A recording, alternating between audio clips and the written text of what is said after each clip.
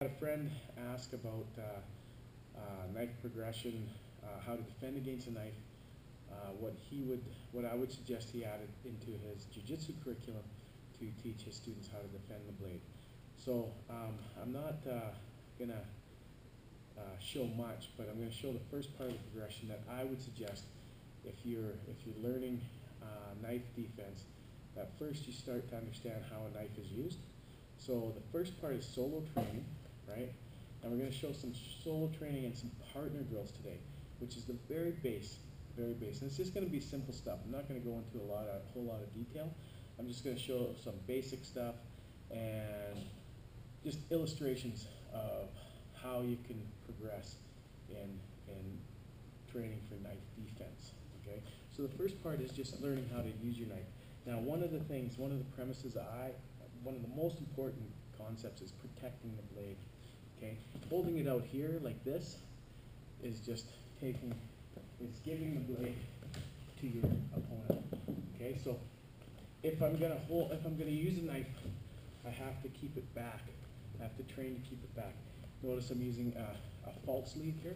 So we're gonna do the basic 5 strikes that we use in our program. And illustrate some basic slashing motions. Okay, so angle 1 is a downward diagonal slash. Okay, angle 2 is a cross. Okay, angle 3, angle 4, angle 5 is just a thrust to the midsection. Now you can add footwork with this, so I can start and use my triangle footwork. 1, 2, 3, 4, 5. Okay? And another thing I like to do is, even though Balintawak, which is my base art, they call it a single stick art. It's not really, but I like to do the it's just a fighting art, okay?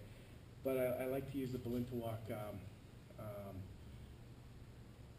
full power strikes with the blade. So from here, I would go 1 slash, 2 hit and retract, 3 slash across, step back 4.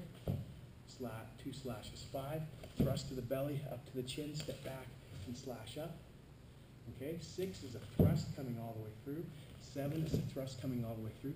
8, in the drill it's a root block, but this could be a cut and slash low.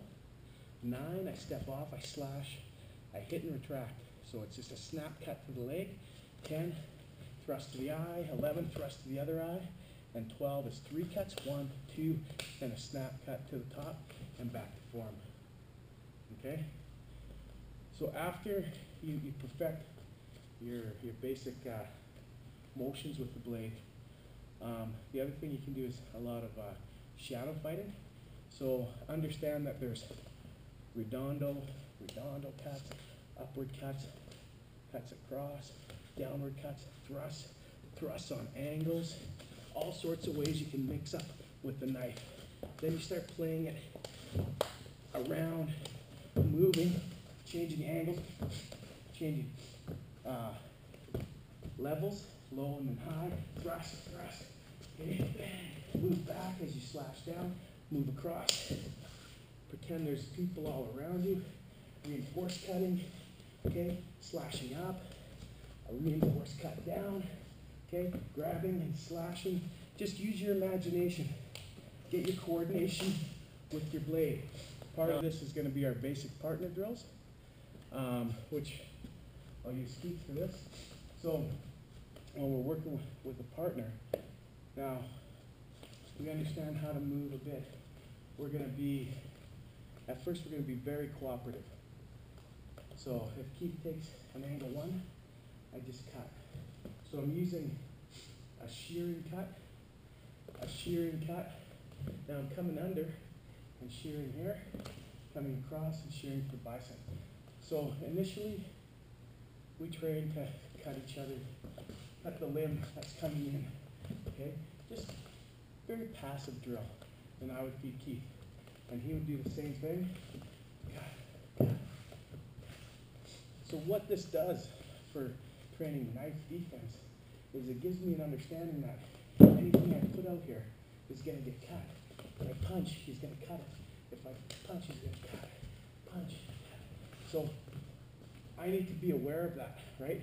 I need to use moves that maybe I can isolate his knife, or maybe I can use quicker strikes, low strikes here, here, that will distract, but I can't put anything out.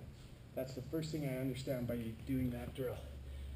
Now, it may seem that we're training knife dueling, but in reality we're not, because this is just training. This is just getting both of us used to the idea of cutting the limbs, cutting anything that's close to us. So anything that comes in range we cut.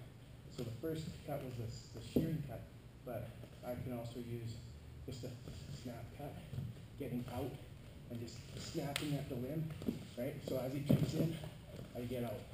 So he comes in, I get out, right? As he comes in, I get out. As he comes in, I get out. Okay, move back. I can also use a meet.